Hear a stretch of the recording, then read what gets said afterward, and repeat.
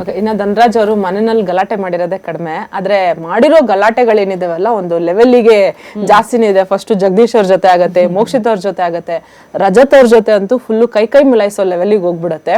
ಆ ರಜತ್ ಜೊತೆ ಆಗಿದ್ ಗಲಾಟೆ ಏನಾದ್ರು ಧನು ಅವ್ರಿಗೆ ಪ್ಲಸ್ ಆಯ್ತಾ ಅಂತ? ಪ್ಲಸ್ ಆಯ್ತಾ ಅಂದ್ರೆ ಧನರಾಜಿಗೆ ಅದೊಂದು ಕಾನ್ಫಿಡೆನ್ಸ್ ಬಂತು. ಕಾನ್ಫಿಡೆನ್ಸ್ ಇತ್ತು, ಕಾನ್ಫಿಡೆನ್ಸ್ ಬಂದಿದ್ಯಾ. ಯಾಕಂದ್ರೆ ರಜತ್ ಅವರು ಬಂದು ಆ ಒಂದು mid weak wild card entry ಆಗಿ ಬರ್ತಾರೆ. ಬಂದು ಅವ್ರದ್ದೇ ಒಂದು ಆರ್ಭಟ ಶುರು ಆಗುತ್ತೆ. ತಾಯ್ತ ಕಟ್ಟಿಸ್ತೀನಿ ಅಂದಾಗ ಎಲ್ಲ ಟ್ರಿಗರ್ ಆಗ್ತಿತ್ತು. ಆಮೇಲೆ ನಂಗೊಂದು ಮಾತು ಹೇಳ್ತಾರೆ, ಹನುಮಂತನ ನೆರಳಲ್ಲಿ ಇರ್ತಾನೆ, ಇಲ್ಲಿ ಕೆಲವರೆಲ್ಲ ಮಾತಾಡಿದ್ದಾರೆ ಅನ್ನೋ ತರ. ಆಮೇಲೆ ಡಿಸಿಷನ್ ಮೇಕಿಂಗ್ ಅಲ್ಲಿ ಸ್ವಲ್ಪ ಕನ್ಫ್ಯೂಷನ್ ಇದೆ ಅಂತ, ರೀಸನ್ ಸರಿ ಕೊಡಲ್ಲ ಅಂತ ನನಗೆ ಆ ವೀಕಲ್ಲಿ ಅವರೇ ಹೇಳಿದ್ದು. ನೀವು ಕ್ಯಾಪ್ಟನ್ಸಿ ಮಾಡಿದೆ, ತುಂಬಾ ಚೆನ್ನಾಗಿ ರೀಸನ್ ಎಲ್ಲ ಕೊಟ್ಟಿದ್ದೆ, ಇವರೆಲ್ಲ ಕೊಡೋ ರೀಸನ್ಗಿಂತ ನೀನ್ ಕೊಡೋ ರೀಸನ್ ಚೆನ್ನಾಗಿದೆ. ಈ ಎರಡು ಮಾತುಗಳು ನಂಗೆ ತುಂಬಾ ಏನಕ್ಕೆ ಈ ತರ ಮಾತಾಡ್ತಿದ್ರು, ನಾನ್ ಬಿಡ್ಬಾರ್ದು, ನಾನ್ ಸಹ ಫೈಟ್ ಮಾಡ್ಬೇಕು ಇವ್ರ ಜೊತೆ ಅಂತ ಮಾತಾಡಿದ್ರೆ ನಾನು ಬಿಡ್ಲೇಬಾರ್ದು ಅನ್ನೋ ತರ. ನಾಮಿನೇಷನ್ ಟೈಮಲ್ಲೂ ಕೂಡ ಏನೆಲ್ಲ ಮಾತಾಡಕ್ ಬರ್ತಾರೆ. ನಂಗೆ ಕೆಲವೊಂದ್ಸಲ ಅವ್ರು ಮಾತಾಡ್ಬೇಕಾದ್ರೆ ಆ ಟೈಮಿಗೆ ಮಾತಾಡ್ಬೇಕು ಅಂತ ಅನ್ಸಿದ್ರು ಕೂಡ ಆ ಟೈಮನ್ನು ಯುಟಿಲೈಸ್ ಮಾಡಿರ್ಲಿಲ್ಲ. ಚೈತ್ರ ಕೂರ್ಸ್ಕೊಂಡು ನಿಮಗೊಂದು ದೊಡ್ಡ ಕ್ಲಾಸ್ ತಗೊಂತಾರ ಅದಕ್ಕೋಸ್ಕರ. ಮಾತಾಡುವಾಗ ತಿರುಗಿಸಿ ಹೇಳ್ಬೇಕು, ಬಿಡಬಾರ್ದು ಅಲ್ಲಿ ಸುಮ್ನೆ. ಸುದೀಪ್ ಸರ್ ಕೂಡ ವೀಕೆಂಡ್ ಅಲ್ಲಿ ಹೇಳ್ತಾರೆ. ಇಲ್ಲ, ನಾನು ಅದನ್ನ ಹೇಳಿದೆ, ಅದು ಯಾರೇ ಏನು ಹೇಳಿದ್ರು ಕೂಡ ನನಗೂ ಅನಿಸ್ತಿರುತ್ತೆ, ಇಲ್ಲ ನಾನು ಇದಕ್ಕೆ ಕೌಂಟರ್ ಕೊಡ್ಬೇಕಿತ್ತು, ಅಲ್ಲೇ ಕೊಡ್ಬೇಕಿತ್ತು, ಆಯ್ತು ಪರವಾಗಿಲ್ಲ, ನೆಕ್ಸ್ಟ್ ಅವ್ರು ನೋಡೋಣ ಅಂತ. ಅದು ಆ ರೀತಿ ಆಗತ್ತೆ ಅಂತ ಅನ್ಕೊಂಡು ಇರ್ಲಿಲ್ಲ. ಮತ್ತೆ ಅದು ಆ ಟೈಮಿಗೆ ಕೆನ್ನೆಗೆ ಹೊಡೆದಿದ್ದು ನನ್ನಿಂದಲೇ ತಪ್ಪಾಗಿದೆ ಅಂತಾನೂ ಗೊತ್ತಾಗ್ತಿರ್ಲಿಲ್ಲ. ಆಮೇಲೆ ಹೊಡಿಬೇಕಾದ್ರೂ ಅವರು ಸ್ಮೈಲ್ ಮಾಡ್ತಿದ್ರು.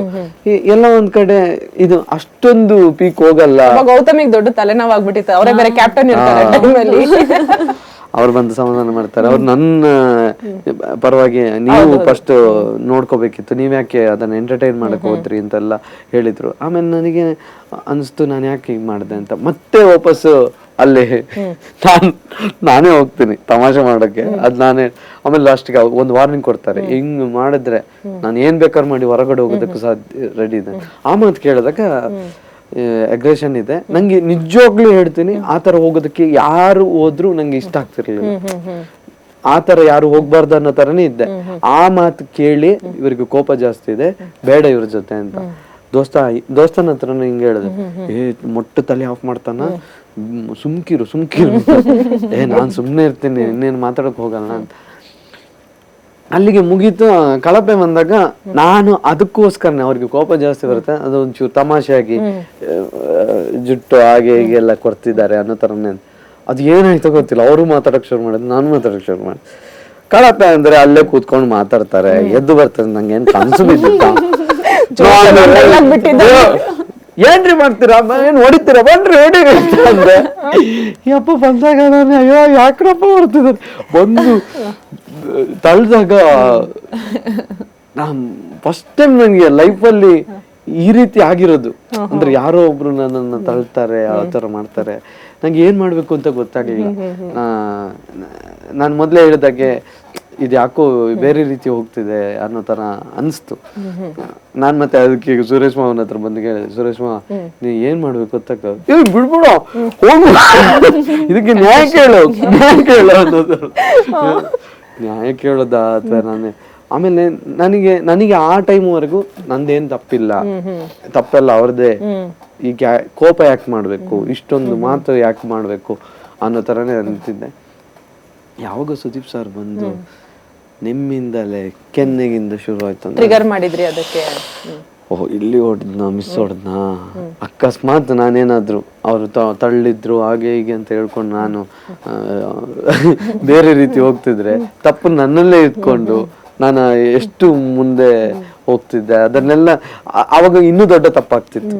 ಏನೋ ಪುಣ್ಯಕ್ಕೆ ಅಲ್ಲಿಗೆ ಸರಿ ಹೋಯ್ತು. ನಂಗೆ ಸುದೀಪ್ ಸರ್ ಹೇಳಿದಾಗ ಸರಿ, ಇದು ನನ್ನಿಂದಲೇ ತಪ್ಪಾಗಿದೆ,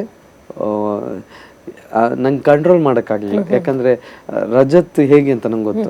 ಆನೆಸ್ಟ್ ಆಗಿ ತುಂಬ ಅನ್ಸಿದ್ದನ್ನ ಹೇಳ್ತಾರೆ. ಅದೇ ಮಾತು ಹೊರಟು ಮನಸ್ಸು ಮೃದು. ಅವ್ರಿಗೆ ಏನ್ ಅನ್ಸುತ್ತೋ ಅದನ್ನ ಹೇಳ್ತಾರೆ. ಯೂಶುವಲ್ ನನಗೂ ಕೆಲವೊಂದ್ಸಲ ಬಂದಾಗ ಈ ಉಸ್ತುವಾರಿ ಮಾಡ್ಬೇಕಾದ್ರೆ ನಾನೇ ಹೇಳ್ತೀನಿ, ಉಸ್ತುವಾರಿಯಾಗಿ ನೀವು ನನ್ಗೆ ಸಪೋರ್ಟ್ ಮಾಡೋದು ಇಷ್ಟ ಇಲ್ಲ. ಆಕ್ಚುಲಿ ನೆಕ್ಸ್ಟ್ ಕ್ವೆಶನ್ ಅದೇ ಇತ್ತು. ಅಂದ್ರೆ ಅಷ್ಟು ಜಗಳ ಆಡಿದ್ದು ರಜತ್ ಅವರು ಧನರಾಜ್ಗೆ ಕೊನೆಗೆ ಹೆಂಗಾಗ್ತಾರೆ ಅಂದ್ರೆ, ಕರೆಕ್ಟ್ ಆಗಿ ಅಬ್ಸರ್ವ್ ಮಾಡ್ರೆ ಗೊತ್ತಾಗತ್ತೆ, ಗೇಮ್ ಅಲ್ಲಿ ಏನೋ ಮಿಸ್ಟೇಕ್ ಆಗತ್ತೆ ಅಂತ ಎಲ್ರು ಹೇಳ್ತಾ ಇರ್ತಾರೆ. ಅವ್ರೆಲ್ರು ಬಿಟ್ಟು ಧನು ನೀನ್ ಹೇಳು, ಅಲ್ಲಿ ಮಿಸ್ಟೇಕ್ ಆಯ್ತಾ, ಕರೆಕ್ಟ್ ಹೇಳು, ನೀನ್ ನೋಡಿದ್ಯಾ ತಾನೇ ಹೇಳು ಅಂತ ಬಂದ್ ನಿಮ್ಮ ಹತ್ರ ಕೇಳ್ತಾರೆ. ಅಂದ್ರೆ ನಿಮ್ ಮೇಲೆ ಅಷ್ಟು ನಂಬಿಕೆ ಬಂದ್ಬಿಟ್ಟಿರುತ್ತೆ ಅವರಿಗೆ. ಆಕ್ಚುಲಿ ಅವರು ಅದು ಘಟನೆ ಆದ್ಮೇಲೆ ನನಗೂ ಆಸೆ ಇತ್ತು ಆ ವ್ಯಕ್ತಿ ಮೇಲೆ ಆ ರೀತಿ ಜಗಳ ಆಡ್ಬಾರ್ದು ಅಂತ. ಆ ವ್ಯಕ್ತಿಗೂ ಇನ್ನೂ ಆಸೆ ಇತ್ತು, ನಾನು ಧನರಾಜ್ ಜೊತೆ ಜಗಳ ಆಡ್ಬಾರ್ದಿತ್ತು ಅಂತ. ಅದಕ್ಕೆ ನಾವು ಅಷ್ಟು ತಪ್ಕೊಂಡು ಆಮೇಲೆ ಇಮಿಡಿಯೇಟ್ ಆಗಿ ನಾವೆಷ್ಟು ಆಮೇಲೆ ಅವ್ರು ಒಂದು ಮಾತು ಹೇಳ್ತಾರೆ. ಆಮೇಲೆ ನೋಡಿ, ಎಲ್ಲದಕ್ಕೂ ಗಿಫ್ಟ್ ಅಂದಾಗ ನನಗೆ ಕೊಟ್ರು, ಆಮೇಲೆ ಏನಾದ್ರು ಸಪೋರ್ಟ್ ಅಂತ ಅಂದಾಗ, ಅಂದ್ರೆ ಸಪೋರ್ಟ್ ಅಂದ್ರೆ ಪ್ರಾಮಾಣಿಕವಾಗಿ ಏನಾದ್ರು ಹೇಳ್ಬೇಕು ಅಂತ ಅಂದಾಗ ನನ್ನ ಹೆಸರನ್ನೇ ತಗೋತಾರೆ. ಆಮೇಲೆ ಇದು ಟಿಕೆಟ್ ಟು ಫಿನಾಲೆಗೂ ನಿಮ್ಮ ಹೆಸರು ತಗೊಂತಾರೆ, ನನ್ನನ್ನು ಸೇವ್ ಮಾಡ್ತಾರೆ. ಅದೆಲ್ಲ ಇತ್ತು. ಬಟ್ ನಂಗೆ ಉಸ್ತುವಾರಿ ಮಾಡ್ಬೇಕಾದ್ರೆ ನನಗೆ ಸಪೋರ್ಟ್ ಮಾಡಿದ್ದು ಇಷ್ಟ ಆಗ್ಲಿಲ್ಲ. ನಾನು ಅದ್ರಲ್ಲಿ ಎಲ್ಲದ್ರಲ್ಲೂ ಅವ್ರನ್ನ ಅಪ್ರಿಶಿಯೇಟ್ ಮಾಡ್ತೀನಿ. ತ್ರಿವಿಕ್ರಮ್ ಅಷ್ಟು ಕ್ಲೋಸ್ ಫ್ರೆಂಡ್ ಆಗಿದ್ರು, ಧನರಾಜ್ ಸ್ಟ್ರಾಂಗ್ ಅಂತ ಅನಿಸ್ತಾನೆ ಅಂತ ಹೇಳ್ತಾರೆ ಅಂದ್ರೆ, ನಂಗೆ ಅದ್ರಲ್ಲೆಲ್ಲ ಆ ವ್ಯಕ್ತಿ ನೇರವಂತಿಕೆ ಇದೆ. ಅವನು ಫ್ರೆಂಡ್ ಅಂತ ನೋಡಲ್ಲ. ಆಟ ಅಂತ ಬಂದಾಗ ಅವ್ರು ಆಟ ಆಡ್ತಾರೆ, ಅದರಲ್ಲಿ ಯಾವುದೇ ಒಂದು ಫ್ರೆಂಡ್ಶಿಪ್ ಬಾಂಡಿಂಗ್ ಅಥವಾ ತನಗನ್ಸಿದ್ದು ಇದು ತನಗನ್ಸಿದ್ದನ್ನ ಹೇಳ್ತಾನೆ ಅನ್ನೋದೊಂದು ಥಾಟ್ ಇತ್ತು. ಜಸ್ಟ್ ಏನಂದ್ರೆ ಅವ್ರದ್ದು ಒಂದು ಮಿಸ್ಟೇಕ್ ಅಂದ್ರೆ, ಮಾಡಿರೋ ತಪ್ಪನ್ನ ತಕ್ಷಣಕ್ಕೆ ಒಪ್ಕೊಳ್ಳೋದಿಲ್ಲ. ಮತ್ತೆ ನಾನು ಉಸ್ತುವಾರಿ ಅದನ್ನ ಅವರು ಯಾಕೆ ಒಪ್ಕೋತಿಲ್ಲ ಅಥವಾ ನಾನು ಈ ತರ ಮಾಡಬಾರ್ದಿತ್ತು ಅಂತ ಒಂದ್ ಸ್ವಲ್ಪ ಯೋಚನೆ ಮಾಡ್ತಿದ್ರೆ ಗೊತ್ತಾಗ್ತಿತ್ತೇನೋ. ಲಾಸ್ಟ್ ಬಂದಾಗ ಬ್ಲಾಕ್ ಬಸ್ಟರ್ ಮತ್ತು ಫ್ಲಾಪ್ ಅಂತ ಕೊಟ್ಟಾಗ ನನಗೆ ಫ್ಲಾಪ್ ಕೊಟ್ಟು ಒಂದಷ್ಟು ಮಾತುಗಳನ್ನ ಹೇಳ್ತಾರೆ. ಅದಕ್ಕೆ ರೀಸನ್ ಏನಂತ ನಂಗೆ ಗೊತ್ತು. ಏನಂದ್ರೆ, ನಾನು ಹನುಮಂತನಿಗೆ ಬ್ಲಾಕ್ ಬಸ್ಟರ್ ಕೊಟ್ಟೆ, ಮಂಜು ಅವ್ರಿಗೆ ಫ್ಲಾಪ್ ಕೊಟ್ಟೆ. ಅವರಿಗೆ ಹನುಮಂತನ ನಾನು ಇನ್ನೂ ಏನು ನನ್ನ ನಾಮಿನೇಟ್ ಮಾಡಿದ್ರು, ನಾನು ಅವ್ರನ್ನ ಪರವಾಗಿದ್ದೀನಿ ಅನ್ನೋದು ಎಲ್ಲ ಒಂದ್ ಕಡೆ ರಜತ್ ಅವ್ರಿಗೆ ಸ್ವಲ್ಪ ಜಾಸ್ತಿ ಬೇಜಾರು ಆಗಿರ್ಬೋದು. ಯಾಕಂದ್ರೆ ಈ ಆ ವ್ಯಕ್ತಿ ಧನರಾಜ್ನ ಒಂದು ಏನು ಆಟಕ್ಕೆ ಸರಿಯಾಗಿ ರೆಸ್ಪಾನ್ಸ್ ಮಾಡ್ತಿಲ್ಲ, ಆದ್ರೂ ಅವನಿಗೆ ಇದು ಕೊಡ್ತಿದ್ದಾನೆ ಅಂತ. ಬಟ್ ನನಗೆ ಅವ್ರು ಹೇಳಿರೋ ಮಾತುಗಳಲ್ಲಿ ಹನುಮಂತನ ಆ ರೀತಿ ಇಲ್ಲ ಅಂತ ಅನಿಸ್ತು. ಅವ್ರು ತುಂಬಾ ಪ್ರಾಂಪ್ಟ್ ಇದ್ದಾರೆ ಅಂತ ಅನಿಸ್ತು. ರಜತ್ ಅವರು ರಿಯಾಕ್ಟ್ ಆಗೋದ್ರಲ್ಲೂ ತಪ್ಪಿಲ್ಲ. ಅವ್ರಿಗೆ ಹೇಳೋ ಅಷ್ಟು ಹೇಳ್ತಾರೆ, ನಿಂಗೆ ಅರ್ಥ ಆಗೋದಿಲ್ವಾ ಅನ್ನೋ ತರ ಹೇಳ್ತಾರೆ. ಬಟ್ ನಂಗೆ ಹನುಮಂತನ ಮನಸ್ಸಲ್ಲಿ ತುಂಬಾ ಒಳ್ಳೆಯವರು ಅಂತ ಅನ್ಸುತ್ತೆ. ರಜತ್ ಅವರು ಹೇಳೋ ಮಾತುಗಳು ಅವರಿಗೆ ಬೇಗ ರಿಯಾಕ್ಟ್ ಆಯ್ತಲ್ಲ, ಅದಕ್ಕೆ ಅವ್ರು ಬಂದು ಫ್ಲಾಪ್ ಕೊಡ್ತಾರೆ. ನಾನು ಈಗಲೂ ಹೇಳ್ತೇನೆ, ರಜತ್ ಅವರಿಗೆ ಅಲ್ಲಿ ಅದು ಅಂದ್ರೆ ನನ್ನ ಪರವಾಗಿ ನಾನು ಹೋಗೋ ಟೈಮಲ್ಲಿ ಅವನಿಗೆ ಈ ತರ ಹೇಳ್ಬಿಟ್ಟು ಹೋದ್ನಲ್ಲ ಅನ್ನೋ ಒಂದು ಕೊರಗು ಕಾಡ್ತಾ ಇರ್ಬೋದು, ಖಂಡಿತ ಇರ್ಬೋದು. ರಜತ್ ಒಂದ್ಸಲ ನಾನು ಎಪಿಸೋಡ್ ನೋಡಿದಾಗ ಹೇಳಿದೆ, ಇಲ್ಲಿ ಪಾಪಿಗಳೆಲ್ಲ ಇಲ್ಲೇ ಇದ್ದಾರೆ, ಅವನು ಬಿಟ್ಟ ಅಲ್ಲ ಅಂತ.